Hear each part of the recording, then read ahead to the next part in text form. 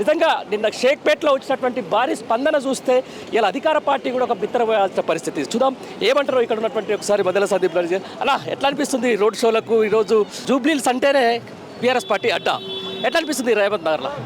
నిన్న షేక్పేట చూసిన తర్వాత రేవంత్ రెడ్డికి ఎక్కడికక్కడ షేక్ అయ్యి ఫ్రస్ట్రేషన్లోకి పోయి ఇక్కడ బీఆర్ఎస్ పార్టీ కనుక గెలిస్తే రావాల్సినటువంటి పథకాలన్నీ రద్దయిపోతాయని ఒక ఫ్రస్ట్రేషన్లోకి లోనై తను చాలా అనేక ప్రజలకు ఇచ్చినటువంటి హామీలను తుంగల దొక్కే విధంగా తను మాట్లాడిండు. ఇచ్చినటువంటి హామీలను అమలు చేయకపోక అక్కడో ఇక్కడో అమలైనటువంటి ఒకటి రెండు పథకాలు కూడా రద్దయిపోతాయి ఇక్కడ జూబ్లీహిల్స్లో కనుక బీఆర్ఎస్ పార్టీ గెలిస్తే అని చాలా ప్రజలని చాలా ఇబ్బందులు పెట్టే విధంగా మాట్లాడిండు. నిన్న షేక్పేటలో జరిగినటువంటి రామన్న రోడ్ షో చూడడంతో 100కు 100% రాబోయే రోజులలో నవంబర్ 11వ తారీఖున జరగబోయేటువంటి జూబ్లీహిల్స్ బై ఎలక్షన్లో ప్రజలు వన్ సైడ్ వార్ని డిసైడ్ చేసి కాంగ్రెస్ పార్టీకి కౌంట్ డౌన్ ఇక్కడితోనే స్టార్ట్ అవ్వాలని ఖచ్చితంగా కారు గుర్తు మీద ఓటేయబోతున్నారని నిన్న షేక్పేటలో జరిగినటువంటి రోడ్ షోనే దానికి ప్రత్యేక నిదర్శనం. ఓకే, అంటే ఎట్లా అనిపిస్తుంది? నిన్న షేక్పేటలో జరిగింది, అట్ సేమ్ టైం ఇక్కడ ముఖ్యమంత్రి కూడా వచ్చి ఇక్కడ ప్రచారం చేయడం జరిగింది. అక్కడ జనాలను కూడా మీరు దగ్గర నుంచి చూసిర్రు, చాలా మంది ఆ జనం వచ్చినటువంటి ఫ్లోటింగ్ కూడా మీరు అక్కడ దగ్గర నుండి పైన స్టేజ్ నుంచి గమనించారు. ఎట్లా అనిపిస్తుంది అంతా చూస్తున్న తర్వాత? ఏం జరగబోతుంది జూబ్లీహిల్స్ బై ఎలక్షన్లో? ప్రజలు చాలా కష్టంతో ఉన్నారు. ఎప్పుడు కారు గుర్తు మీద ఓటు గుద్దాలి, ఈ రేవంత్ రెడ్డి నడ్డి విరిచాలనే ఒక పెద్ద కష్టతోటి ఉన్నారు. ఎందుకంటే మేము చాలా దగ్గర నుంచి చూసినాం. వాళ్ళలో ఉన్నటువంటి జోష్ కావచ్చు, వాళ్ళలో ఉన్నటువంటి ఊపు కావచ్చు, ఎలక్షన్ రేపా మాపని వాళ్ళు ఎన్నికల కోసం ఎదురు చూస్తున్నారు. కాబట్టి ఖచ్చితంగా 100కు 100% జూబ్లీహిల్స్ గడ్డ మీద కేసీఆర్ గారి నాయకత్వంలో ఎగరబోయేది గులాబీ జెండనే. ఖచ్చితంగా కారు ఇక్కడ టాప్ గేర్ వేస్తే రాబోయే ఎన్నికల వరకు అది 100కు 100 స్పీడ్ తోటి ముందుకెళ్ళబోతుంది. రైట్, ఓకే అన్న మానుకుంటున్నా. మీరు ఎట్లా చెప్తారు? మీరేం చెప్తారు? మొత్తానికి తెలంగాణకు సంబంధించినటువంటి జూబ్లీహిల్స్ బై ఎలక్షన్ అనేది ఒక రిఫరెండంగా చూస్తుంది మొత్తం తెలంగాణ సమాజం. మీరేమంటారు? అంటే మీరే అన్నారు కదన్న ఇందాక, జూబ్లీహిల్స్ గడ్డ బీఆర్ఎస్ అడ్డా. అంతే మీరే అన్నారు ఇప్పుడు జూబ్లీహిల్స్ గడ్డ బీఆర్ఎస్ అడ్డా అని. 20 ఏళ్ళ కాలంగా కాంగ్రెస్ ప్రభుత్వంలో విసిగిపోయిన జనాలు ఎప్పుడెప్పుడు ఎన్నికలు వస్తాయా, ఎన్నికలు వస్తే ఇమీడియట్గా బీఆర్ఎస్ పార్టీని గెలిపించుకుందామా అని ఎదురు చూస్తున్నారు. దురదృష్టవశాత్తు మాగంటి గోపీనాథ్ అన్న చనిపోవడం, ఇక్కడ బై ఎలక్షన్ రావడం, జనాలకు ఇప్పుడు ఖచ్చితంగా కారు గుర్తు మీద ఓటేసుకోవాలి, మాగంటి సునీతమ్మను గెలిపించుకోవాలి, కేసీఆర్ గారి నాయకత్వాన్ని నిలబెట్టుకోవాలని సందీప్ చెప్పినట్టు చాలా కసితో ఉన్నారు. జూబ్లీహిల్స్ గడ్డ ఇది బీఆర్ఎస్ అడ్డా, జూబ్లీహిల్స్ గడ్డ ఇది బీఆర్ఎస్ అడ్డా, జూబ్లీహిల్స్ గడ్డ ఇది బీఆర్ఎస్ అడ్డా, బీఆర్ఎస్ అడ్డా ఇది బీఆర్ఎస్ అడ్డా, మన కేసీఆర్ గడ్డ బీఆర్ఎస్ అడ్డా, ఇది బీఆర్ఎస్ అడ్డా, మన కేసీఆర్ అడ్డా, మాగంటి సునీతమ్మ గెలుపు ఖాయమే బిడ్డ, జూబ్లీహిల్స్ గడ్డ ఇది బీఆర్ఎస్ అడ్డా, జూబ్లీహిల్స్ గడ్డ ఇది బీఆర్ఎస్ అడ్డా.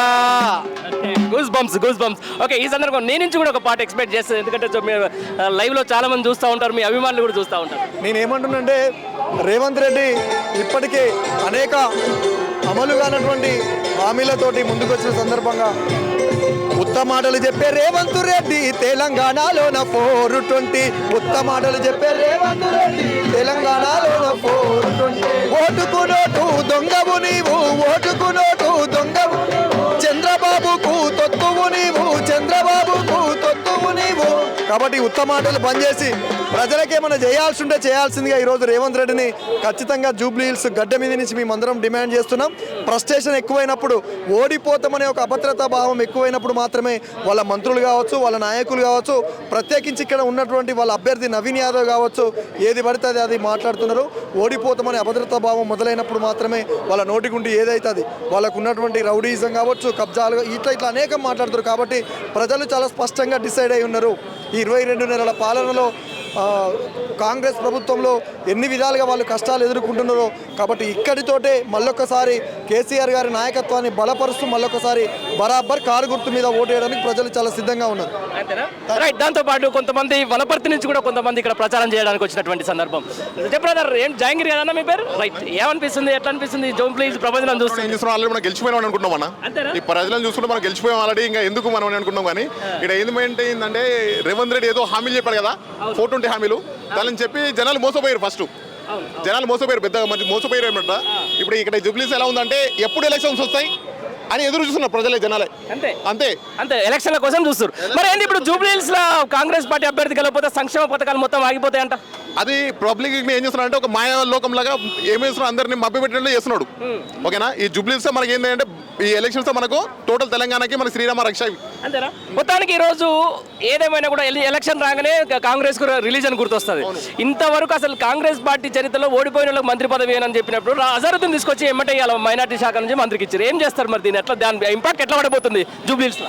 అన్న ఈరోజు చూడండి, మైనార్టీ మొన్న ఒకటి పెరేడ్లో మీటింగ్ పెట్టాడు. మీటింగ్ పెట్టి పబ్లిక్ మైనార్టీకి వచ్చేసి ఈ శాఖను ఎవరు నడిపించేవాడు లేడన్నాడు. మైనార్టీ చేయలేడు అన్నాడు.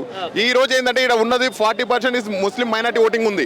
అందుగురించి ఈ రోజు అజరుద్దీన్ ఒక ముస్లిం అనే పర్సన్కి క్యాండిడేట్కి ఇక్కడ మినిస్టర్ ఇస్తే ఈ ముస్లిం వల్ల ఏమవుతారంటే కొంచెం చేంజ్ అవుతారు అనే విధంతో ఈ రోజు రేవంత్ రెడ్డి గారు ఇది చేస్తున్నారు. ఇది ప్రజలకు ఏమైంది అర్థమైపోయింది ఆల్రెడీ. 2 సంవత్సరాలు ఏం చేశాడు, ఇది ఎలక్షన్లు ఉన్నాయంటేనే ఏదో మాయాలోకం లాగా ఏదో ఒకటి చేసిపోతాడు, ఏదో అబద్ధాలు చెప్తాడు.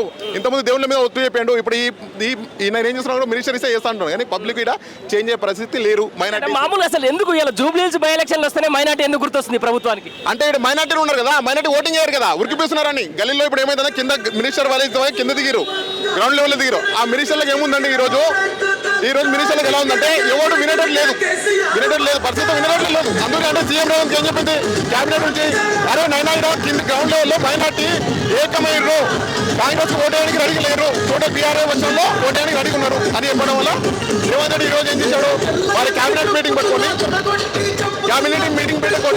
ఈ రోజు అజరుద్దీన్కి మంత్రి పదవి కేటాయించడానికి